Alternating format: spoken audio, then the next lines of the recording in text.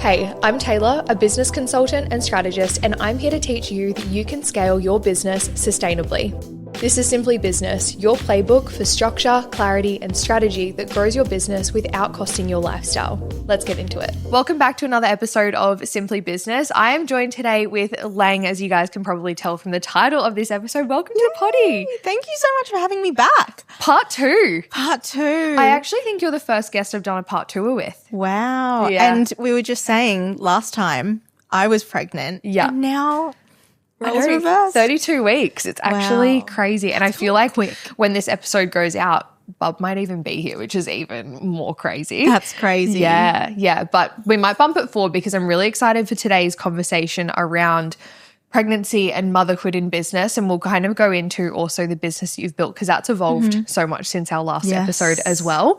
But I was saying to you off air, if you call it that, I'm like, Off the record? Are we radio show hosts?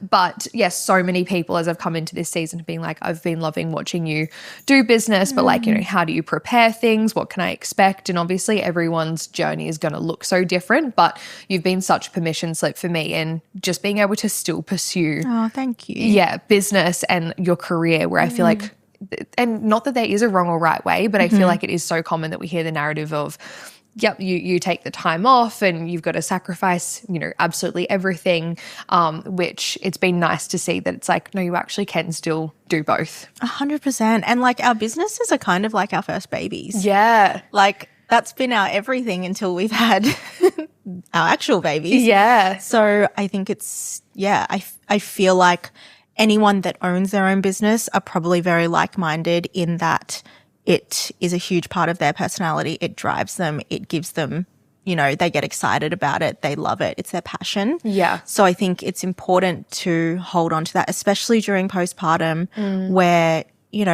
everything's changing. Your hormones are all over the place. Your life is changing hugely. Like to have something that still feels like you're you, I think is amazing. Yeah. I would love to kind of do a bit of a backtrack for anyone that maybe doesn't know who you are, what you do, your business. So how old's Henry now? Henry is almost 18 months. Oh my God, that's crazy. So it would have been about 2 years ago that we recorded then, well, just shy of. Yeah. But yeah, talk me through because I think when we recorded that, you'd maybe just started your business like maybe a year. Yeah. So I started Possee in May of 2023. Yep. And I got pregnant in January of 2024. Oh, yeah. So not even a year into business as well. Yeah. Yeah. So it was a whirlwind. But yeah. So tell everyone what Possee is. Okay, so Possee is a boutique talent management agency. And I guess my point of difference that I like to offer is that I keep it very boutique and I work very closely with my girls. I think beyond just bringing them brand deals and stuff, I work really closely with them on like their brand direction and like content and just everything. Yeah. And how many talent do you have now? Because I think when we were recording you had 3 and now that's grown slightly. I've got 5. Yep. So I've got 5 girls now. And I love it. I love that I've done that slowly and progressed very slowly. Yeah. It's great. I love the 5 girls that I work with. They all have very different kind of angles that are their niche, I guess. And Talk me through, because I feel like a lot of people, even for myself, it's now that I'm like really in it that I'm like, oh yeah, true, it makes sense as to why you'd have a talent manager. But for anyone that maybe wants some context as to what it kind of looks like to run a talent management agency from your side of things and why influencers and talent get managers, because I feel like it's one of those things like growing up, it's like, oh yeah, like a music artist has, a manager, right? But also when you're stepping into this world of influencing UGC, all of the things, there's big contracts, there's big deals that are happening. So what kind of role do you play for your talent?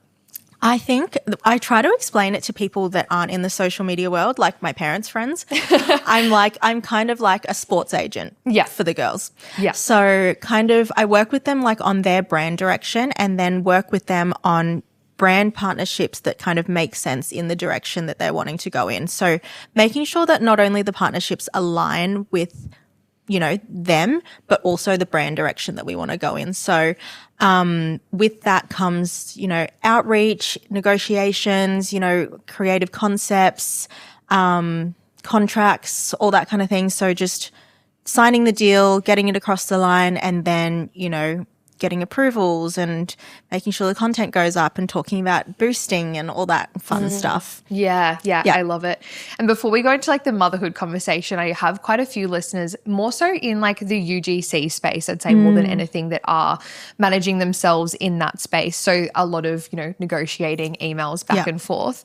I feel like one thing that a lot of people come up against is that negotiation side of things, especially when you are representing yourself to, charge higher rates and be able to, I know I've even had a few that are like, gifted. I'm like, no, you can pay me. And then they end up paying me kind of thing. So, being someone that, because you've also worked in the brand side of things, I feel like you have really good insight into both kind of parties. For sure. What are kind of some misses or like do's or don'ts, or just like some value that you can give to people that are kind of negotiating on their own behalf, where people go wrong and how it can kind of be like misinterpreted on the brand side of things, and making sure that there's someone that they know, like, I actually can charge for this service as well. Yeah. I think there's a huge difference in, if you're, let's just say you're a UGC creator, if you're reaching out to a brand and it looks like it's just a mass email that has been sent out to 20 brands, I think brands will often see that and they will get so many of them in their inbox to be like, oh, like that's a copy and paste email. Like, why would I waste my time on that kind of? Whereas if you're going in and you're being like, look, this is the content I can create for you. You are able to use this for ads, blah, blah, blah, blah, blah. And then this is what will cost you. You're kind of like not doing their job for them, but kind of. Like, it makes it so much easier for them to get it across the line, because you've got to remember the person you're talking to a lot of the time has to sell that to someone else to get it across the line. So if you're able to be like, I can do ABC video, you can use these for ads, then they are looking at that being like, okay, I'm getting something that is worthwhile to me out of that, not just being like, I love your product, so let's collab. Yeah.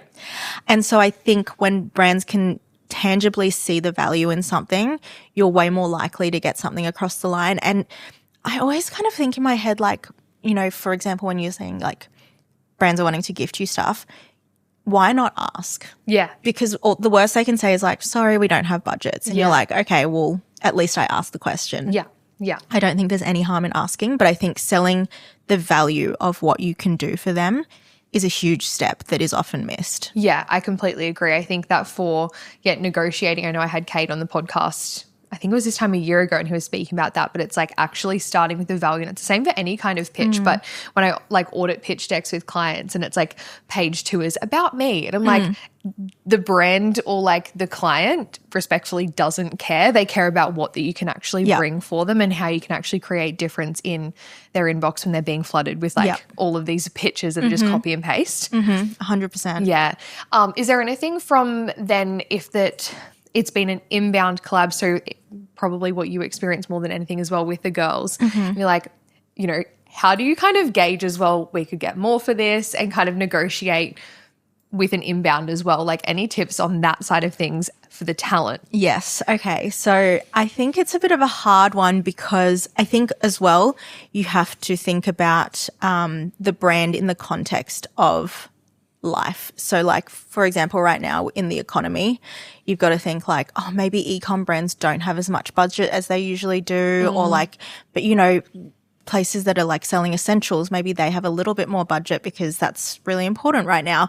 So I think it's also, I guess, a conversation on what they're asking for and like how much that is worth to them. So if they're kind of like, I always ask brands, I think it's such an important question when they ask to collab with content creators, especially when they have an audience, what is the goal of what you're wanting to engage this creator for? Is it because you like their style of content and you just want content out of it? Is it because you want to make sales? Is it because you want to drive awareness? Like they are very different goals for a business. So understanding that then gives you a better idea of like, okay, if they're wanting the content, maybe they're not going to want to put as much into it as if they were like looking for sales. Yeah. Yeah, I love that. And I think it's just a matter of, if they're coming in pretty low, for example, just being like, oh, look, this is not the usual rate that we would go for. This is her usual rate. Like, where can we meet in the middle here? What can we add or remove to kind of get it to that figure? Yeah. I love the piece around goals because I am so often in like the sales side of things when someone inquires to work with me as an example, and I'm looking at like, okay, well, what do you want to achieve in your business? To really understand what is driving them. Is it, they're wanting to simplify their systems, they're wanting more inquiries, sales, and it's going to be very different outcomes, and that's 100%. What you can use in the actual pitch as well. So I love that, basically just applying that sales concept when that people reach out of like, what is it that you're wanting to achieve? And you can then have that leverage, if you will, to shift things. Yes, because I think it's then like, oh, the brand really loves so-and-so's style of content. And it's like, okay, well, if you can't meet us at this figure for one piece of content, what if we did like, some photos alongside it? And then, that's some extra value for you. Can we get the figure a bit higher in that case? Yeah. You know? No, I love it. Now I want to shift gears. Okay. I'm sat. I'm like ready for this conversation. I was just saying before recording as well. I'm like, I've got so many questions, but we'll save it. We'll record it. Because as well, like you were saying, you'd started your business in May. Yeah. And then not even a year later, you see a pregnancy test with 2 lines. Yes. Talk me through that feeling. Like, what was like the navigating of like, oh, I'm pregnant. What is this going to mean for me, my business? Like, what was that experience like for you? Yeah. So I am a planner through and through. Girl. Which I think. We all are here. Let's be honest. So we got married in August of 2023. Yeah. And then we were like, we'll kind of take a bit of time to just be married, be in our bubble.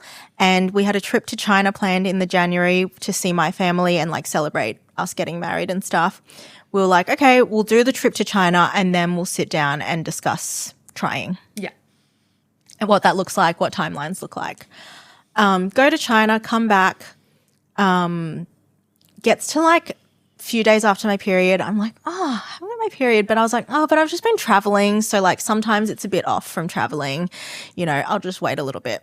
I'm texting my friend who is a midwife being like, at what stage should I take a pregnancy test? And she was like, wait a few more days and then see how you go. So then I wait a few more days, a couple of days pass. Not to be pick me, I never get pimples. I started breaking out. And I'm going, must be the plane. Like, it's the travel. It's the plane. It's the air on the plane. Yeah. And then my friend, the midwife friend, texts me, have you done a pregnancy test yet? I was like, no. And she was like, maybe do one today. My heart starts racing. I've never done a pregnancy test before. Oh my God, really? Never. So I text my friend Soph, who lives around the corner from me. I said, are you home? Can you do a pregnancy test with me?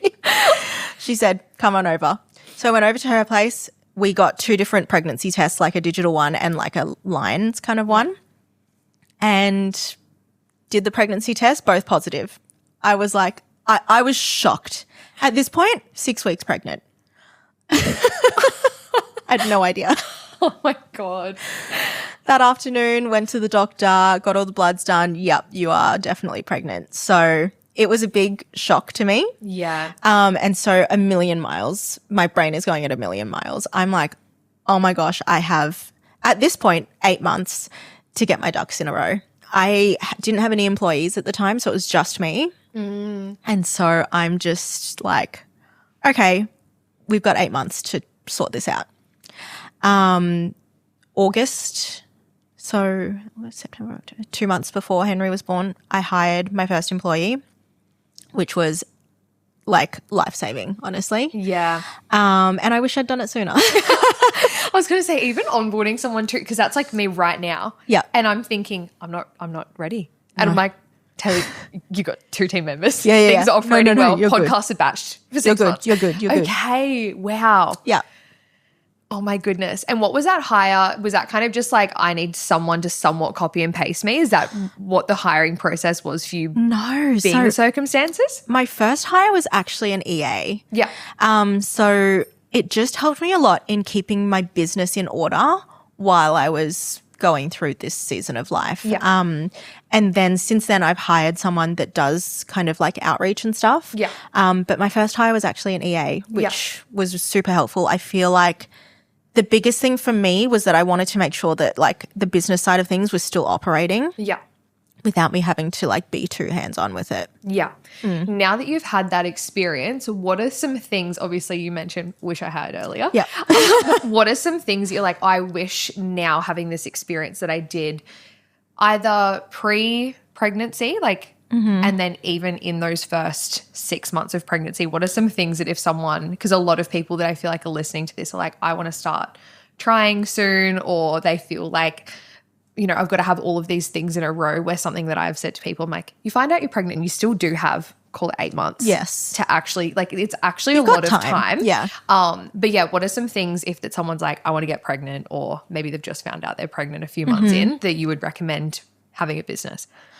I think a huge thing that I struggled a lot with in the past that I have really had to like come to terms with is asking for help. And being okay with accepting help. Why are we just the same person? You're like, whoa. Talk me through that. Like, yeah, so what'd you do to navigate that one? Yeah, it took a lot. But basically, I think, you know, everyone in your life, all your loved ones, they want to help you and they don't know how to help you, especially when you are, you know, previously to being pregnant or having a baby, very independent, which I assume you are. The concept that I have to ask my mum to like come look after my son for 2 hours, like her grandson, I'm like, oh, I don't want to. Yeah. What? But do you know what? I recently had a conversation with my mother-in-law and she's been like amazing, where she's like, I love to do it because she's like, I don't want to bother you by always being like, can I come see him? Can I come see him? So when you're like, can you come watch him for a few hours? I'm like, yes, I'm there. Like, please say less. Yeah. Yeah. So I think both sides, you know, both sides need to have a conversation on that. I think asking and accepting for help is a huge one because I think people want to help you. People want to do something. They don't know what to do. So like asking them to do something is huge. Yeah. I said to my friends recently, I wish I had asked for more help when I was fresh postpartum with just things like walking my dog. Yeah. You know, that kind of thing. Like I think once you have a baby, you look back on your friends that have had babies, you're like, oh, I wish I showed up for them differently. 1,000%. I fully had that experience. Even just in terms of like someone would find out they're pregnant. I'm like, here's like a baby toy I got. And it's like even that difference, right? Yeah. Lang just bought me a gift. I'm like, oh my God, a high contrast book and these face washes and these wraps. Like it is so different once you've experienced it. And even just the questions and the checking in as well. And I feel like I'm going to still learn so much even going through postpartum and then the newborn stage. But yeah, you don't really think of, they probably haven't eaten a proper meal. Yeah, 100%. Or their dogs do need to be walked. Yeah, and I think it's asking, accepting for help, but then also having like very open and honest conversations with like especially your immediate circle. Yeah. Of like, you know, this is where I maybe need a bit more support. This is why I can't show up at the moment. This is how I'm feeling at the moment. Like I think your loved ones, they want to know how you're feeling, but they don't want to like pry too much sometimes in like, you know, you don't want to be that person like with someone fresh postpartum being like, you okay? You okay? You all good? Yeah. But then also you want to just like check in and just make sure that everything's okay. Or like, you know, do you need food? Do you need the dog walked? Do you need some washing on? Yeah. Etc. Because it does like, not to scare you, it's amazing. But it does kind of flip your world upside down. Yeah. And I think, just having open and honest conversations with like your loved ones, even like your partner. I remember having conversations with Pete around like, you know, I don't want to have to think about dinner. Like you asking me, what should we have for dinner? That burdens me. Like I just want you to decide. Were you listening to our couples check-in 2 weeks ago? But do you know what I mean? Just like, and like, you know, your partner's not doing anything wrong. They're just like, oh, what do you feel like for dinner? And I'm just like, don't ask me that question. I think especially with having a business on top of 100%. it, like I had an absolute meltdown 3-4 weeks ago. And it was that I'm just like, I am in, you know, serving clients, doing this, which like I love it all, but I'm like, I'm the one going to the midwife appointment, and then I'm the one that's like uncomfortable in my sleep, and then I've got to think about dinner or organizing this thing, and it's like the mental load. It's the mental load that even without a business that women just hold so much. So 100%. having a business and then going into my whole identity is changing. I don't look the same anymore. It's the weirdest thing. And I'm like, we were saying before with like appreciating people that have like had babies before you. I'm just like, oh my God. Yeah. I'm so sorry I was the shittest. Yeah, like sorry that I just brought over a teddy bear. Literally. Yeah, I think the conversation piece is huge because I think it's such an emotional thing more than a tangible 100%. thing. And I think also just like, self-reflecting and being okay with the fact that you will show up for your business slightly differently. Yeah. And that doesn't necessarily mean that you have to show up in a lesser way, but the hours that I work now are very different to what I used to work. Like I used to love to get up early and sit at my desk by 7:30, 8 o'clock. And I work really well in the mornings. So doing that, but now that's not possible. So just shifting that. So now I'm doing some work before bed. And, I think having the idea that you will still show up, but it might just look a bit different, and just being adaptable to what that looks like to best suit whatever your baby needs. Yeah, I think there's that as well because again, the planner in me, I'm like, so what's your nap schedule gonna look like? Could you just give me a heads up? Because I'm going to just plan some calls. Yeah. And it's the biggest lesson in surrender. Yeah. And just you actually can't Surrender's control. a great word. Yeah, I actually got it tattooed on my back. It's the worst tattoo I have. It's so bad. I hate it, but I love the word. I'm like, maybe I should have gotten that somewhere visible to read. Is there anything else you'd say for people that you're like, oh, this was actually such a game changer for me having a newborn with a business that you put in place, or things you maybe even put in place 1 or 2 months in that you're like, that was so game changer? Oh. Employees definitely help. I think as well, and I know we're already organized people, but more than ever, I feel like I have to be the most organized I've ever been because the mental load is just added. And I think just having somewhere to just vomit it out. Yeah. So it's not just sitting up here has been huge for me. Yeah. Even journaling. Yeah. Just writing out your thoughts, because you will have lots of thoughts and emotions. Yeah. And just being able to write it on paper and then just put it aside. Yeah. I think that's been huge as well. But I think, having an organized set of lists has been huge. Yeah. I've been so big on the Google tasks lately, how you can have your tablet where you can have the little tasks. Yes. I think it's because of baby brain as well. I'm like, yeah. And I also just have to it's reduce a real thing. mental load. But I'm like, even just the smallest things. I'm like, I can actually see what my day looks like, or something that is a next Thursday task. I'm not thinking about it because it's just in my calendar. Just having that has been so game changing. I think as well. also being able to, I'll use the word surrender, being able to surrender and just pass things on to someone else. Yeah. Without kind of micromanaging, I guess, to a point, being able to be to my partner, can you deal with this? I'm going to leave it with you and I'm not going to think about it anymore. Or even with my employees, I find because my business is still so small and so new, I love to have eyes over everything. Yeah. But even being able to just trust them with okay, I'm going to give this to you. That's yours now. Yeah. Mental load gone. Yeah. I think that's been a huge learning for me more than ever, that I need to actually just trust people to help me do things and just remove it from my brain. Yeah, I love that. And I think as well, a conversation I've had potentially more so in the industry that I'm in, but a lot of people have had this idea that, in order to be able to step away from my business or have a freedom-based business that's going to work for being a mum is this passive revenue concept, and something that I love as well with the nature of your business. I feel like we run our businesses whilst it's completely different, somewhat the same in the sense that it's well, there is a lot of things that I have to be the one on the meeting and yes. I have to be doing the things, but to show that it's actually possible. And then you can hire in other ways. It doesn't have to look oh, well, now you've got to sell this course, which you still have to market and sell. I think it's cool for people to see, because I know a lot of people are in marketing agencies and yes. things, or freelancers, that you can just outsource the things that don't require 100%. you and really strip back those hours 100%. As well. For me, for example, I have always wanted to be the touch point with my 5 talent because you know, I have a really close relationship with them. I've always wanted to be the one that is like having the meetings with them, talking them through things, they asking questions to me. But like, you know, I hired a girl and she just helps me like outreach and find contacts for brands and stuff like that. And then, you know, then she passes it on to me. And I think having that step, I didn't realize how much that takes off my plate. Yeah. And it's still not taking away from the girls just having me as the touch point. Yeah. But it takes away from stuff that I would have to do. Yeah. I think almost doing a bit of an audit in that sense of like, what am I still like carrying that Hugely. could actually be outsourced? And Hugely. a baby is such a blessing. Like I've said it so many times that I'm like,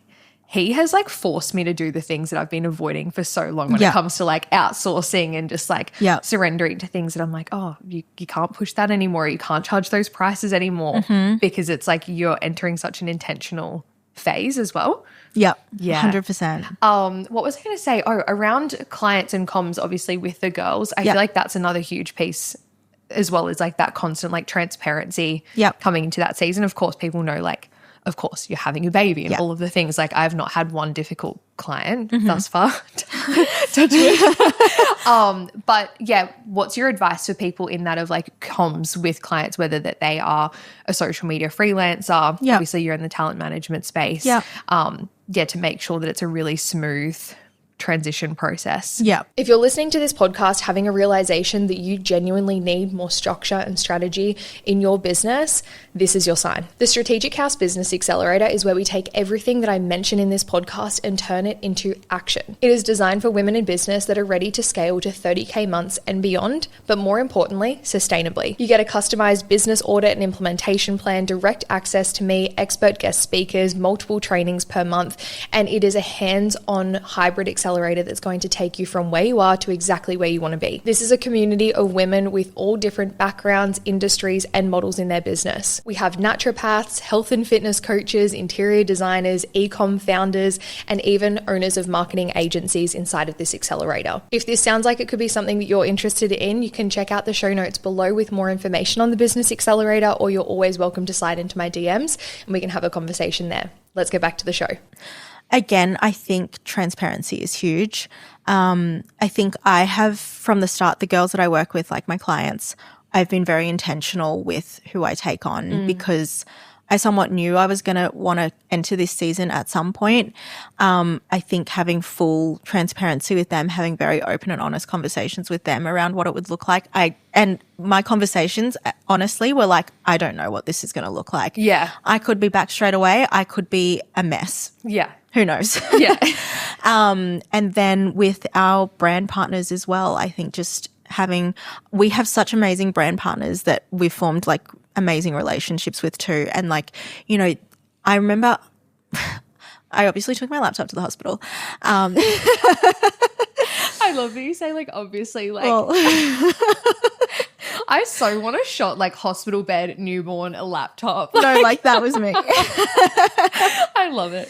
Because I was like, I think the thing that I was most scared about in postpartum was losing myself. And I was like, do you know what? If I'm feeling up for it, me doing some work emails actually makes me like really grounded and like feel like myself, as crazy as that sounds. Yeah. So yeah, I was like, I don't know what hours I'll be up. I don't know what the situation will be. I don't know how much he sleeps. Like I had no idea going into motherhood. And so I remember emailing one of our brand partners like 3 a.m. And she texted me the next morning and was like, what are you doing? Have you had baby? Yeah. Is the baby here? Like, what's happening? Why are you emailing me at 3 a.m? And I was like, yeah, like baby is here. I was just like bored. You're like, oh, Pete left the hospital. I was by myself. Yeah, like, oh, everyone was asleep. Lame. But I think just transparency is the biggest thing that I can recommend to anyone. I think if you are going to promise people the world and be like, yep, I'll be back within a week and like, you know, emails won't be missed. Like, I think that's a big thing to live up to. But if you are transparent in like, I think people understand though, like having a baby, people understand that's a huge thing. So and no one knows what that's going to look like. Like you just get handed this baby that you're just like, I don't know what your personality is. I don't know what your sleep looks like. Like, let's figure it out. So people really understand. And I think just being open and honest about it is the best thing you can do. Yeah. I love that. It's been the same as well, like not knowing when he's coming. And I'm like, so this is my planned leave. Yeah. I'm like, if Not you sure. if you come late, that's really going to fuck my calendar. Yeah. It's really going to. Mummy's type A, so. I'm literally just like talking to him. I'm like, so these are the dates I'm thinking. Please. Like Thursday, Friday would feel really clean. Then I can have the weekend to like like adjust. later in the week would be great. Like also like 2 p.m. labor, like that would feel good. You're like, also like I love to wake up at like 6 a.m. So like any earlier than that's like not ideal, but you know. Full time pay. But I'm like, if I'm growing you, surely there can be like a level of control. Any mums listening would be like, shut the fuck up. Yeah, they're just like, no. You have no idea. I would love to know, I feel like a huge thing as well, like even for myself to navigate and plan around was finances in the business as well. Was there a process around that for you in terms of, because I obviously know you've got like a level of retainer work in how your business is structured and somewhat the same. Was that like any kind of concern, anything that you planned around for like the financial side, or just like accepting things might slow down, or what was that like for you? Honestly, and I don't know if this was just like pure luck. Henry came just before Black Friday. So see, they are type A. They know. So they know. He said, Mummy still needs to make money. So for me, like, no. However, I will say I work very closely with my accountant. I have a financial advisor as well. And we had planned for like, you know, if there were, let's say, X amount of months in the business that we weren't making as much money, we've got enough in there that it can still consistently, like we're fine. Yeah. And I feel like, you know, for anyone watching, even if you are setting up a business and you're like, you know, I'm not ready now, but one day, having your finances set up properly from the very start is like my number one thing that I would recommend to anyone starting a business, because I personally, I'm not good at that stuff. I'm not numbers driven. I'm like quite dyslexic with numbers actually. And so, you know, working with someone to make sure that I have that set up, I'm not like miscalculating and then like I get this huge tax bill and I'm like, oh, so that's not what I would have said. Where did you come from? Yeah, what? Oh, okay. I think that's huge. And then it took so much stress off me when it came to having a baby as well, because I had a chat with my accountant and it was just like, okay, you know, if you were to take this time off, we've got this is there, business can keep running until X time. Then you might have to come back. Yeah. But I think having that set up was a huge mental load that was taken off my plate. Yeah, and I think it's cool as well because whether it be a baby, whether it be planned or unexpected or just be life happening as well, I think that's just a huge piece to having a business. And 100%. That's something Dad's always said to me because his business is so reliant on weather. He's like, what? So it rains a month and then I don't have the cash flow and I've got to shut up shop because it rained. And we've even been talking about, you know, with the things of fuel, he's like, well, it will pass and like you just have to be able to keep your doors open with like unexpected things. And I'm so glad as well that I've like had this big buffer. And then the moment I found out that I was pregnant, I was like, okay, well, let's rein in, you know, spendings that I might have put into marketing or whatever it might be to have that additional cash flow. So I can go into it knowing I think it's going to be like 6 months I could do like $0. Yeah. And I can still pay employees and still be good, which is like so nice to go into that because you know season. it won't be 6 months of zero. Yeah. So like that's worst case scenario. And literally. Like, I think it's just, you know that, you know, you've got your employees, like they're still doing their thing. Yeah. Things are still kind of running. It just might be at like a slower capacity for a little bit. And not being attached to growing. Like that's been something for me because I feel like business is always like you got to grow and you got to grow and like year on year. But it's like right now you're growing a whole child. You're growing in a different way. You're growing a human being. And then ironically as well, like the business has actually grown as a result because I'm like, oh, you've done the things that you avoided, aka outsourcing more and things like that. I'm like, oh, that's funny, isn't it? And also like, oh, you've done the setup work properly. And so now things are running how they should be running when you are doing something like growing a baby. Yeah, exactly. Yeah. And you were saying as well, you returned back to work pretty quickly. Yeah. And you were saying people kind of like, well, who's looking after the baby? And you're like, his dad. Yeah. Talk me through the setup that you kind of had. And then I got more I load my questions. I'm we'll start there. Yeah. Talk me through the setup for you. I will say I was in a very, very, very, very, very fortunate position. Yeah. Where my partner had 9 months off work. Yeah. So that was extremely helpful for me. I also know that obviously the industry I work in, and similar to you, like I'm very lucky that I don't need to like, you know, be going somewhere or stuff. I can do that kind of work from home, which was hugely helpful as well. So I guess the setup we had was that my sister also came and stayed with me for a period as well. So we had all hands on deck. My partner's parents are very involved with Henry. My parents are very involved with Henry. So I am in a very, very fortunate position in that sense. And I know that not everyone has that. But I think just... yeah, it was a lot of, honestly, just me delegating to people that were in my house of like, this is where you can help me right now. I'm going to send some emails. You're going to cook me lunch. Or like, I think it's just, we had a very good situation going on. 9 months was enough time, but that by the end of the 9 months, I felt like I was in a bit of a groove. But there is a lot of just, I think society has a lot of, you know, mum has the baby, dad goes back to work, mum stays off work and looks after the baby and has maternity leave, dad provides. Yeah. And that's just not the setup that we had. And that's not plausible for everyone. I know that like, you know, some families, both parents have to go back to work quite quickly. I didn't realize daycares take babies from 6 weeks old, which is crazy. Wow. Yeah. I didn't know that either. So yeah, like everyone's setup postpartum looks very different. Yeah. I had a C-section, so like I couldn't lift anything. So that was like a huge thing as well that we had to take into consideration. Like I couldn't do anything. Couldn't drive. Yeah. So yeah, the setup was basically just that I did what I needed to do to take care of myself. And then our village helped with Henry hugely. Yeah. And then I kind of just was feeding him as need be. But like in terms of, you know, cleaning his stuff, changing his nappies, cleaning out his room, emptying the nappy bin, all that stuff, like my support system took care of all of that, which was amazing. Can you see the part of me that's like, I've got to change nappies? Like, You're it's all like, still nappies, like, I'm like, true. that's computing. There's so many things and I'm just like, I also feel like I'm really going to appreciate how much time is like in a day or like how much time I have right now without a babe. Like, because it's like. And then people say when you go from 1 to 2, it like amplifies again. I'm like, oh, scary. No, literally I'm just like, oh my God. So if you're feeding them this amount of times, then you got to put them down and then they might be crying and then you got to feed. Like, whoa. Because something that not many people talk about is like, they're like, oh yeah, like mum feeds, like sure, whatever.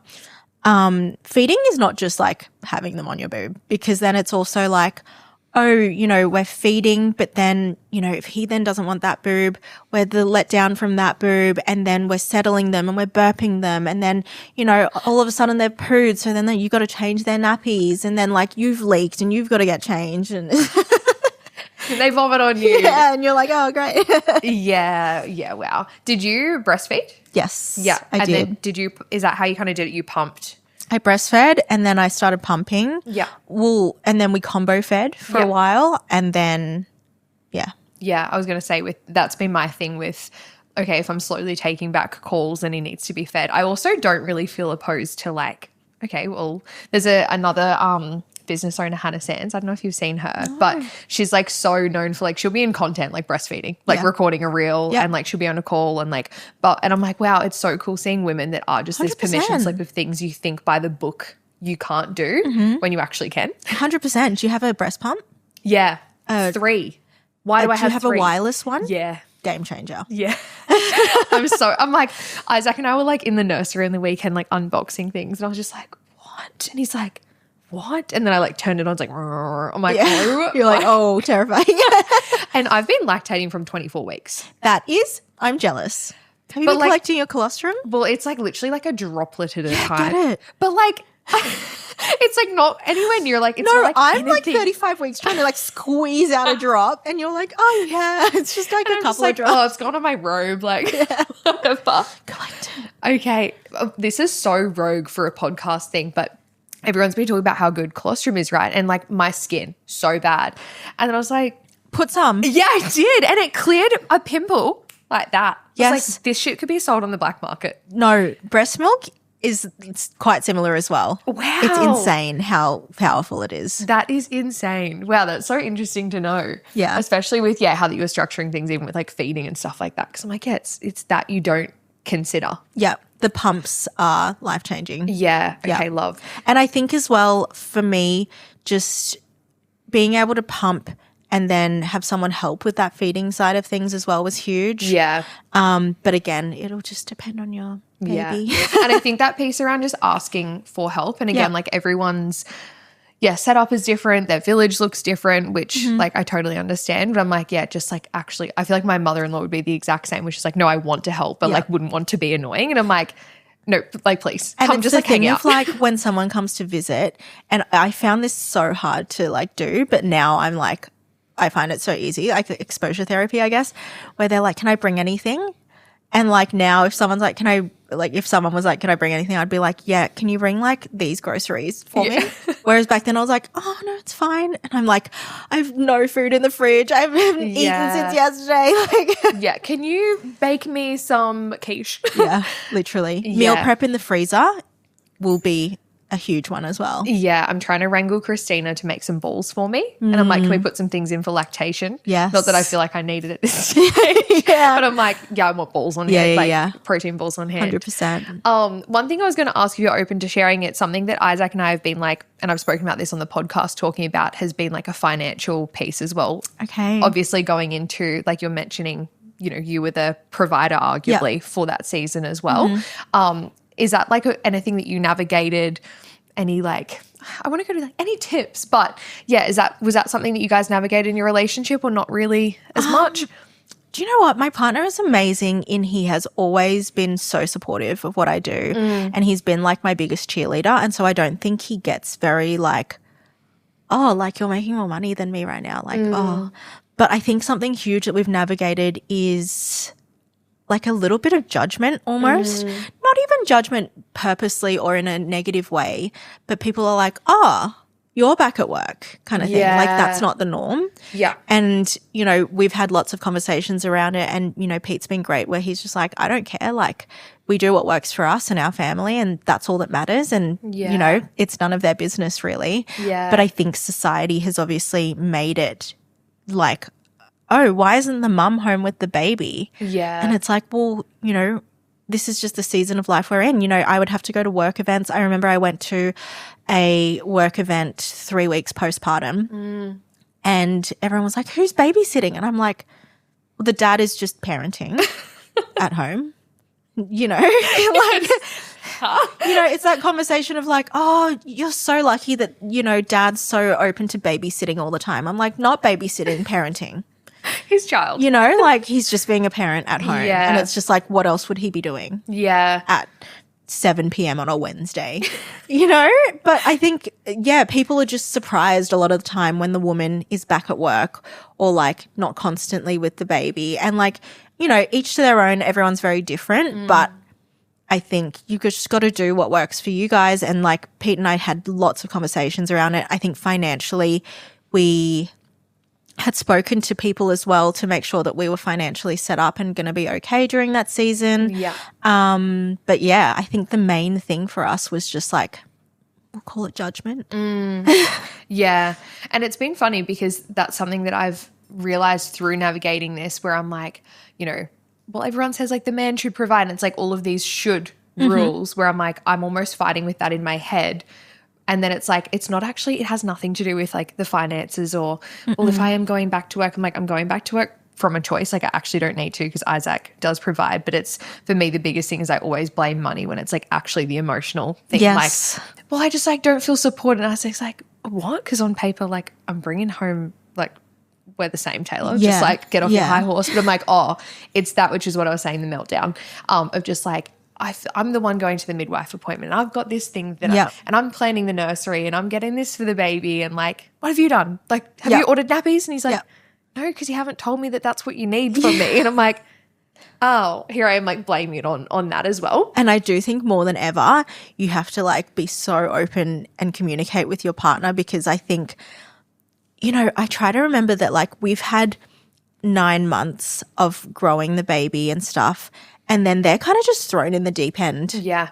Without having the experience of like feeling the kicks, and like, you know, we're kind of like our body's preparing for it. Their body doesn't really prepare for it. Yeah. And so I'm like, oh, I need to tell you, like, you need to do this to support me right now. Yeah, it's so true. Something that my doula got us to do, she was like, start like weekly dates. And like we do them on a Wednesday. Do them every now. day. Literally. But like even, and then we have like a check-in as well. That's like the most simple check-in of like what's coming up for the week. How can I support you? And we've only done like 2 or 3 now, because we're like, let's implement it before a baby, because that's going to be cooked. But like just having an hour or 2 to actually just check in on your relationship, because that has to come first before the baby, in order to have like for him to have, you know, good parents and like to actually communicate, because I think it's so massive in such a transitional period. It is. Yeah. And it's, you know, when you're postpartum and you've got this baby that like both of you have prioritized as like, this is the most important thing right now.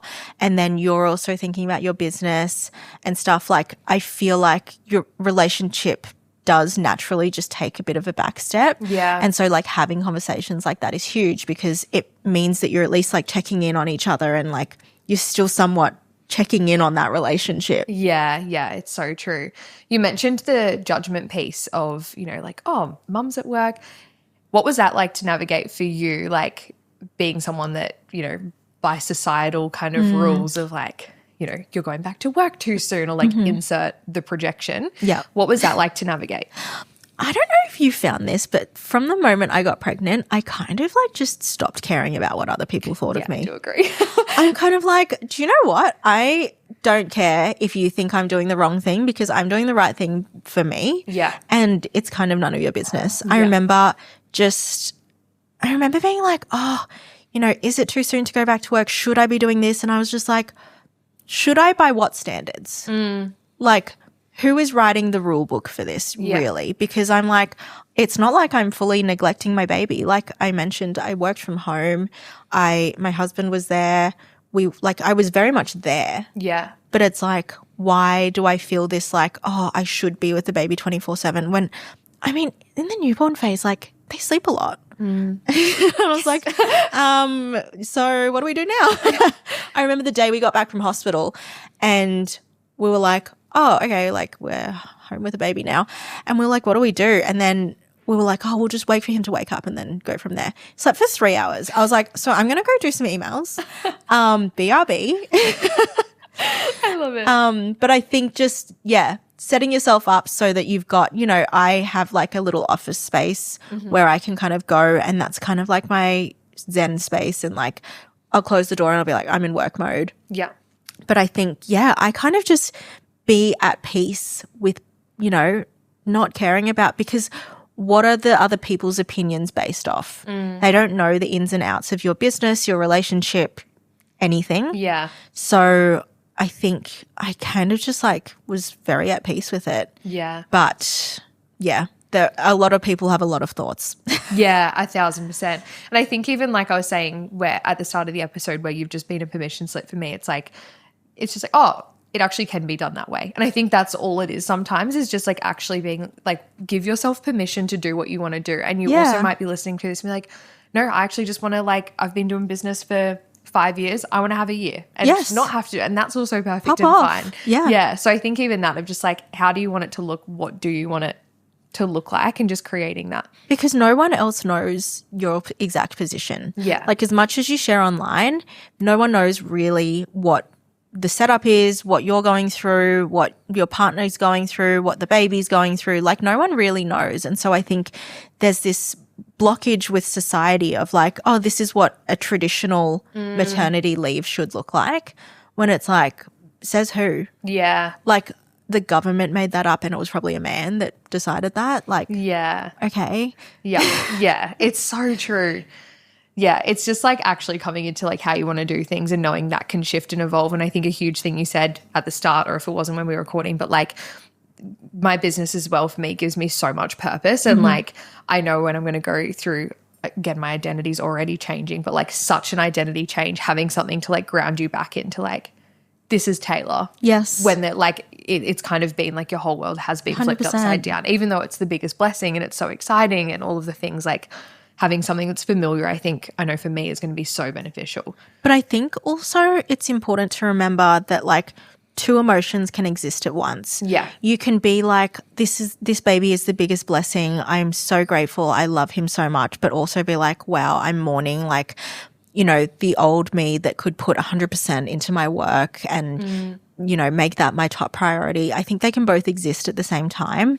And I think it's important to just let yourself feel whatever you're feeling, because you are allowed to feel like you're mourning your old self, because I think a lot of people don't talk about the fact that you do go through a big identity shift when you especially have your first. I don't know about more kids. I assume more. But you know, you are allowed to mourn your old self as well as feeling like this is the best thing that's ever happened to me. Yeah, I love that. What an episode. I personally, I'm like, I got to pick your brains on everything that I wanted to. So thank you so much. And just like, yeah, being able to share from a really like vulnerable and honest space. And especially because it has been semi-recent for you as well. Like, I feel like there's that versus like when someone has a 10-year-old and it's like, it's still relevant, but it still feels fresh. And I feel like for anyone listening as well, hopefully that was good, because I'm in the real time pregnancy. Yes. Trenches, being able to like pick it apart and ask the questions as well. And I think so many people listening would probably be like-minded to us, where they're like, you know, they love their career girlies. So I think like both can exist. Yeah. Definitely. Yeah. I love it. And I think as well, even just following people and consuming people that give you that permission slip has been such a thing for me. Like I've really had to be intentional around what I'm consuming and what projections I'm taking on around like, you're a bad mother if you're not present. And I think even in motherhood outside of business, there's so many. If you breastfeed, if you sleep train, if you this, if you that. But do you know what? It's like if you breastfeed, you're bad. If you formula, you're bad. Yeah. If you know, if you swaddle them, you're bad. If you don't swaddle them, you're bad. So it's just like there's no winning. Yeah. I think just like writing your own rules is like the takeaway from this. Yeah. Yeah. 100%. I love it. Where can everyone find you? At Liang-zi Grover on Instagram and at Possee Creative as well. Stunning. And I think it's the same on TikTok. Easy. Nice and simple. I've got fucking different handles for everything. I'm like, why didn't you make it simple, Taylor? Because they were taken. Well, I've got a unique name, so they're like, yeah, it's available. I'm like, perfect. Sold. I love it. Well, thank you so much for coming on Thank again. you for having me. It was the best episode. Thank you. Yay. Bye. And that's another episode of Simply Business. I would love for you to rate this podcast, comment below if you have any feedback, DM me on Instagram, and even better, share it with your friends, family, or share on Instagram. See you in the next episode.